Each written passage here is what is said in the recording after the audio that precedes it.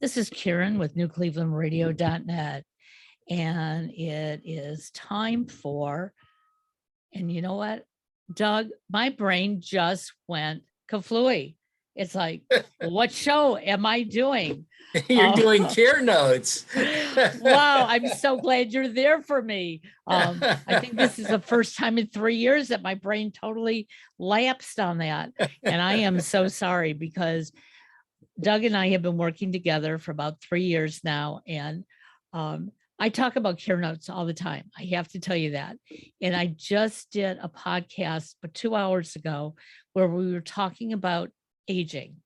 And we were talking about, does everyone, when they hit 60, 70, or 80, need, home care, or do they need to go into a nursing home? And I think many of us have this vision in our mind that it's automatic for all of us, but it really isn't. But there are things to look for, correct? Right. The great thing about home care, and one of the visions that I had with starting with home care, or starting the home care company, Cherished Companions, was this idea that you customize care to need. And I don't know if I've ever used this analogy or not, but there was a story that I learned as a kid, and many of us did, about the Dutch boy in the dike. Yep. Have you? Yep. Yeah.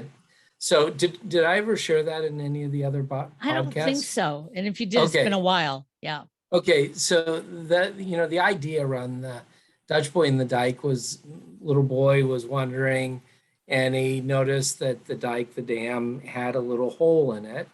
And what am I going to do with it? He thought, and the only thing he could think of doing was sticking his finger in the hole, to prevent the dam from the hole from getting bigger and bigger to the point that it collapsed and wiped out the village down below. Well, he was there all night, and the village was, where's this little boy, and eventually they found him and realized that his action had saved the village from being overwhelmed with a flood. And so my analogy really is that as a company we look for those holes, and when we meet with people we look for those gaps, figure out how we can patch that gap to keep the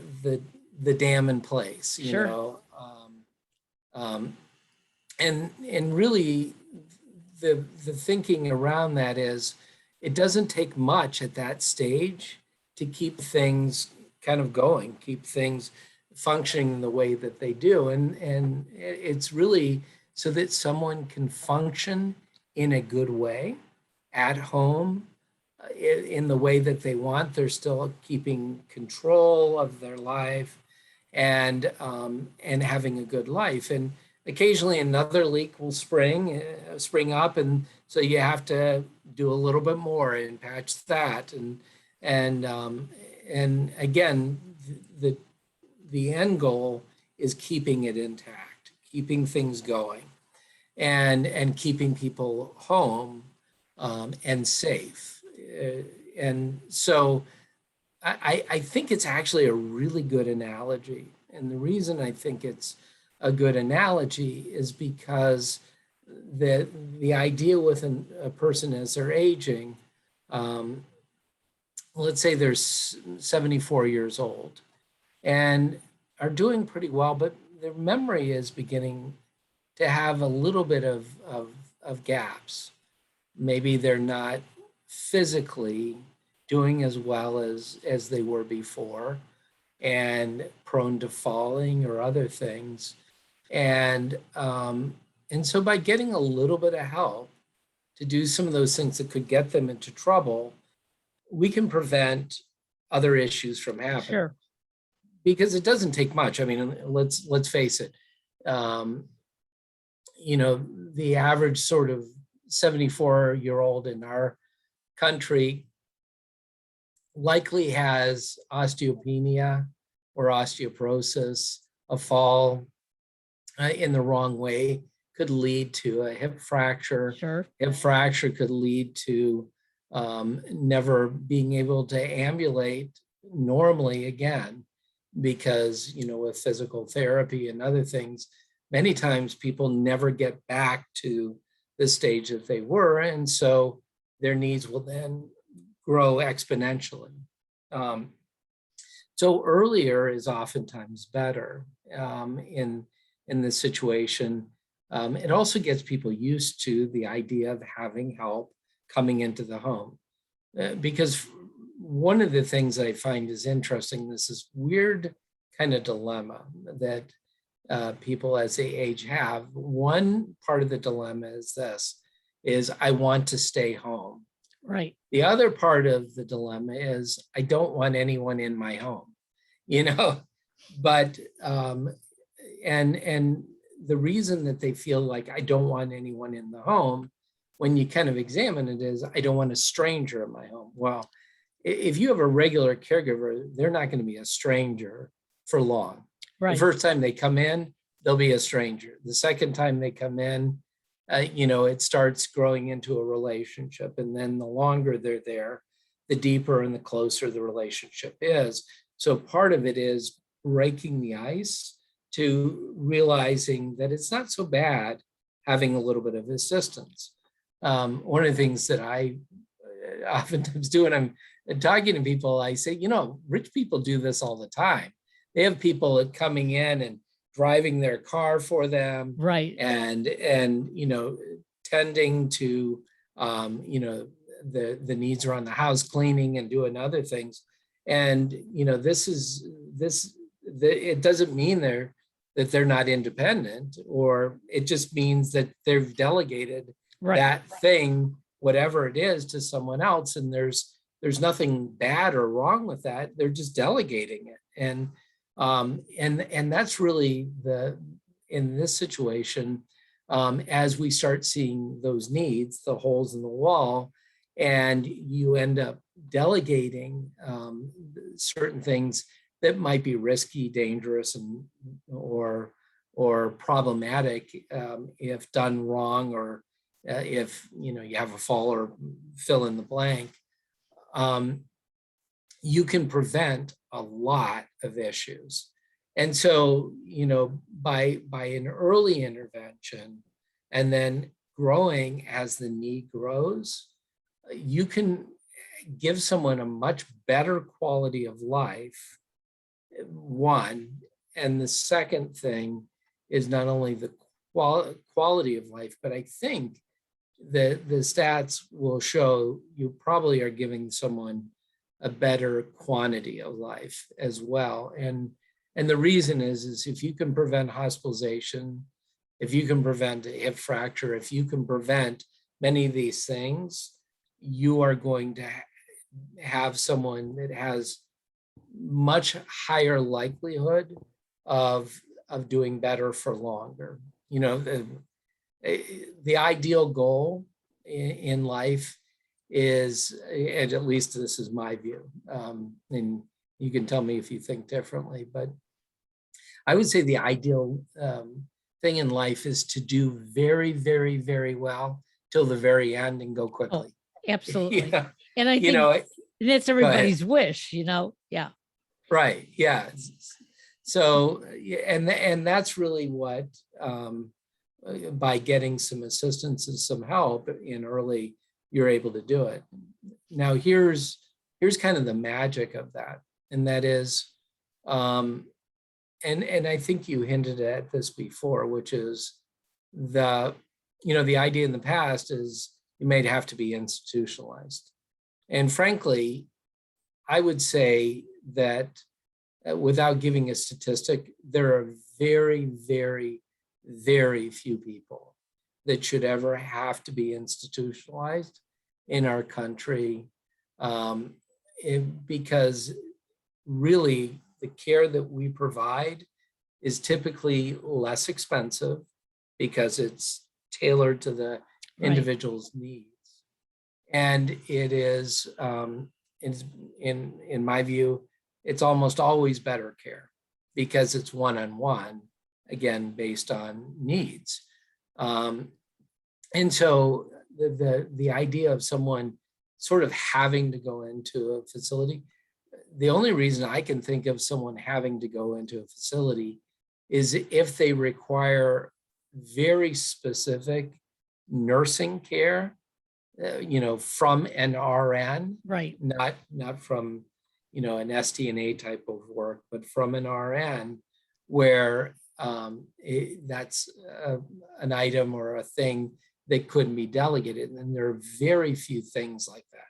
I mean, so, that have to be, they could not be delegated to either a family member or a community nurse coming in, or, in many cases, an aide can do a lot Sure. of things, except for those things that are prohibited, Do you and think sometimes our loved ones are going into these facilities because Medicaid will help pay for it, and families are saying, we don't have any extra resources. Mom or dad have already gone through all their savings. You know, uh, we can't afford to have care come in the house, even if it means somebody's just coming in to help with meal prep. right, yeah, the the truth is that the people that are probably in the worst position are not the people that have no means, or excuse Okay. me, or very low means, because there are programs for them where they can get care in the home.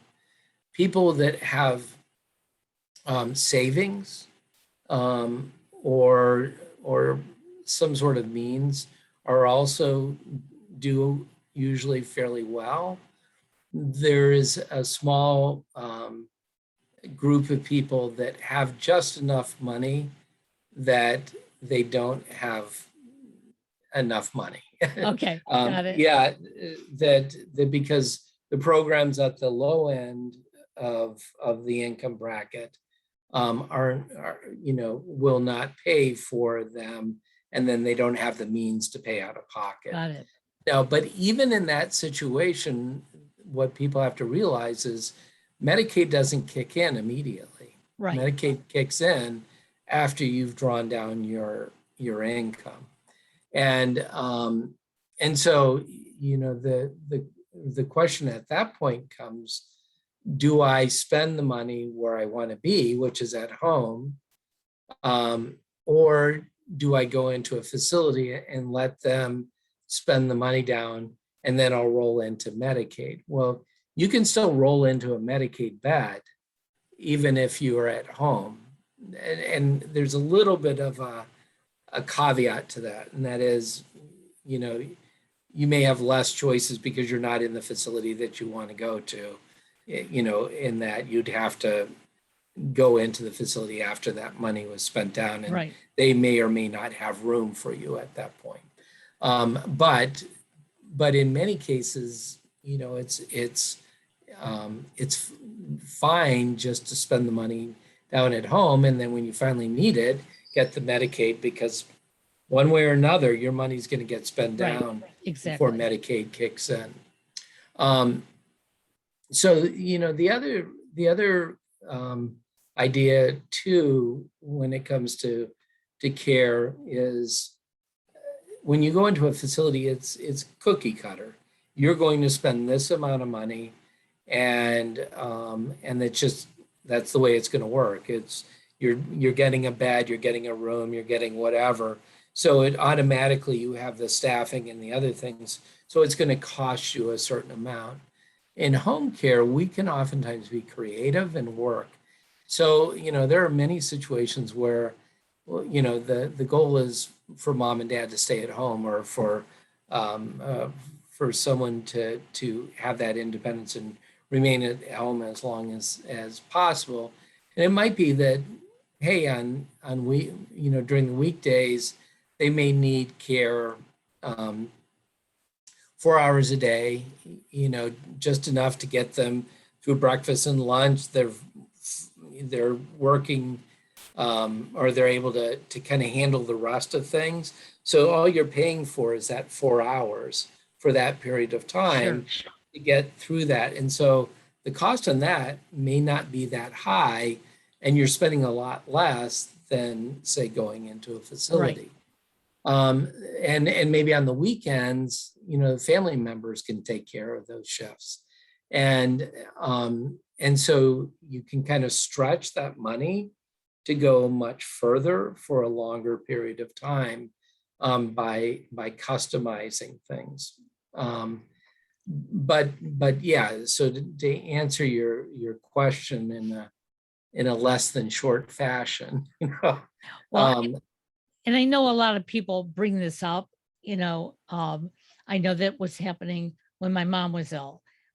We knew she had enough money put away that we could do home care for quite a while. Um, and in fact, we put my cousin, who's an accountant, sort of in charge of watching it and knowing when she would run out. And not everybody has that ability to have somebody like that, but it surely took the burden off my brother and I to be able to say, this is what she wanted, and we are able to do it. Um, because when we went looking at facilities, that was our concern. It was cookie cutter. She was going to be treated the same way as everybody else. And in Michigan, um, you can't use bed rails. And so her bed was going to be on the floor. And that was oh the yeah. first thing that, totally turned us off. I just couldn't imagine my mother's mattress being on the floor. Understood it, but didn't like it. Right. Yeah. Yeah. Uh, kind of the inhumanity of facilities, and I'm not knocking facilities. I'm not, but just institutions are institutions. I don't care, how pretty you make them. They're Right. still an institution, and so and they kind of run under very specific rules that allow or don't allow certain things. And there's reasons why they have these rules, but the fact is that it does a lot of things. It adds costs. It sometimes can take away common sense. There are many issues around doing something like that. Homesteading is a homesteading. It's the person's castle, and so the care, again, being customized, can really accommodate the individual, and usually at a lower cost. And that's the big thing is overall, when you kind of look at almost all categories, the way we set it up, we're usually costing a client less money than if they were in a facility. So, it does come down to where you're going to spend your money. The other thing that I would have people think about is that they have most people save for the rainy day, and I'll tell people it's raining. It's rainy. This is why you scrimped and saved and did what you needed to do, is for this day. And so spend the money, for doing the care that is needed, and it'll overall usually cost you less. Where I see people running into problems is they are trying to nickel and dime something, so they don't get the care when the need first arises, when the Dutch boy originally sees the hole in the dike, and and then something happens and it gets bigger, and then it really does start costing more, at a much accelerated rate, because the fact is that it, instead of it being a small thing, now it's become a much bigger thing. Right. Absolutely. Yeah, and the one thing nice is, as I was kind of hinting at or talking about, is as needs change, so do our services. So we can take care of someone who just needs a companion, needs someone driving them somewhere, doing some things, here and there, helping with meals, whatever it is that is, going to prevent, further problems, all the way to, someone who needs, say, dementia care or different things for safety, ambulation. You walk with someone as they're walking so as to try to prevent, most falls Sure. in those situations. And, with falls can come hip fractures, and you fill in the blanks of things that can go on with that. All the way to someone who's completely bedbound.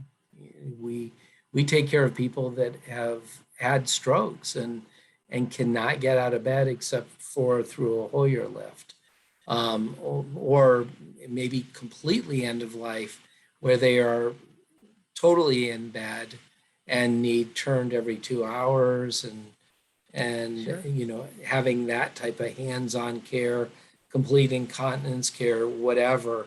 So the nice thing is, when you're looking at a continuum of care, we can do the whole continuum of care, like, sometimes gets promised on a big campus of one of these Sure. elder care communities, where they say, well, you can start out here and then you can move to here and you can move to here. And we say, yeah, you can do that, but you can do it at home, where you feel completely comfortable and where you feel like you're more in control, Exactly. in those situations. So and that gives a lot of people peace of mind when they realize, yeah, I can die in my own bed. I can be in my own house, where my memories are.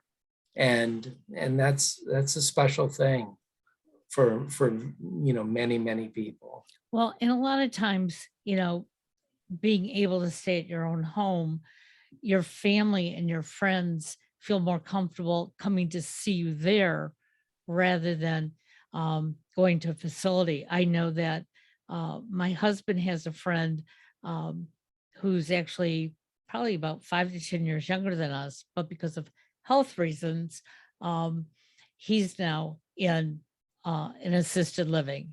And we've had a very hard time going to visit him there because that's not how we see him. Um, Right. but we realize that that's not fair to him either because he didn't ask for this situation.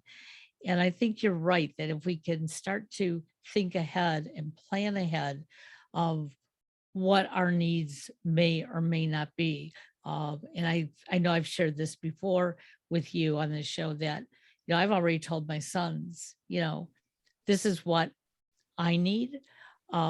This is what your dad needs. And this is what we would like to happen. Um, and, Did you you know, program into their phone a yeah, cherished companions? yes. Well, it's funny because with my son now moving out of town, first thing he said was, I'm deserting you. And I said, no, you're not. You're 6 hours away. You're not deserting us. We're still up on our feet. We're both working. I said, but anything can happen at any time. I get that.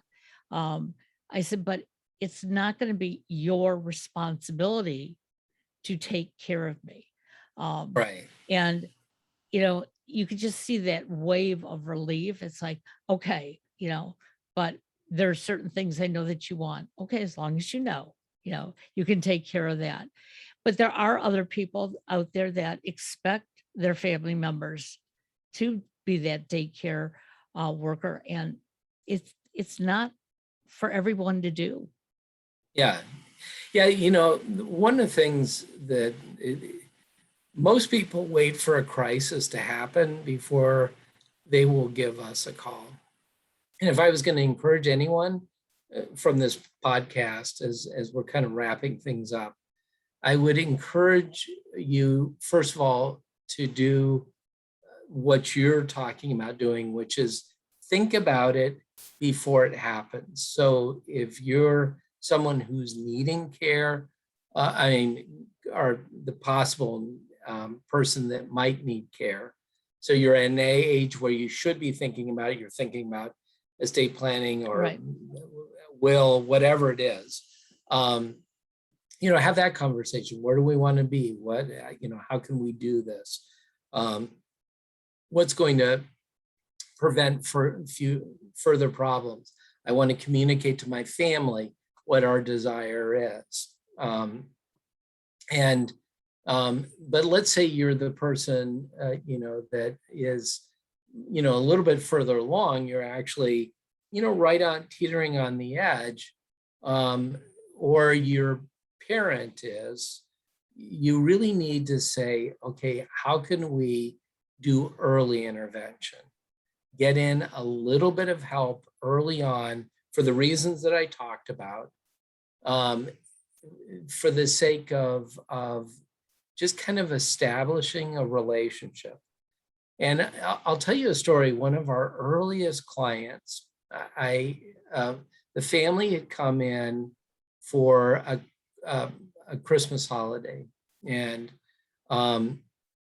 it was sons that in this family, and they met with me and said, "Look, we are just kind of looking into it. We kind of see, the need. There was a father that had had a stroke, and the mother of these three was doing the primary caregiving, but she was, very old herself and had underlying health issues.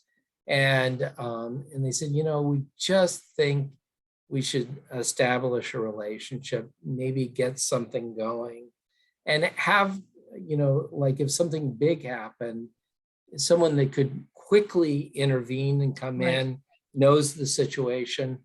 And, about a month after that happened, that's exactly what had happened. Is the mother went in, she had, a need to go into the hospital. The father of this family was not very communicative because of the stroke, and was largely wheelchair bound, could transfer, but that was about it, as far as the ability, but definitely could not be left by themselves. And we got pulled in, and we helped during that crisis, and we're able to kind of ramp up the need from that. But had they not established that relationship with us, the chances of being able to do something as quickly as we were able to do, ramp up and get Sure. the care that they needed, would have been very, very low. I mean, we've pulled off many miracles over the years of trying to do it, but every person that was in this family was out of town, and things. And, so from that point on, we were in their lives for both of them through the end of both of their lives. But it took the foresight to say, let's establish this, let's get something going, so that the care could be done the way that Absolutely. it was done. And here's the wonderful part, the clients were able to remain at home in this situation. And the story actually is very complicated, and there's all sorts of Sure. twists and turns in it, which makes it, in many ways, a really fascinating story about how things happen and when they happen and other things. But the wonderful part about it is the kids had the foresight to say, yeah, let's get something going. And I think it prevented an early institutionalization of a very wonderful couple. So, Well, it's always nice when your wishes can be, adhered to. And I just want to encourage people who are listening, it's not always a conversation we want to have, but it's a conversation we need to have. good. I'm glad, as I've said in the past, that my parents had that conversation with my brothers and myself. Um, and as difficult as it was, we would sit there and go, "Oh, you're going to be fine. You're going to be fine." But in the back of our minds, we knew how they would be fine if we put things in order. So Right. kudos to you at Cherish Companions. Um, we will continue, sharing information with our listeners. And in the meantime, I know you're not a mother, but enjoy Mother's Day weekend this weekend. We all have a mother somewhere in our life.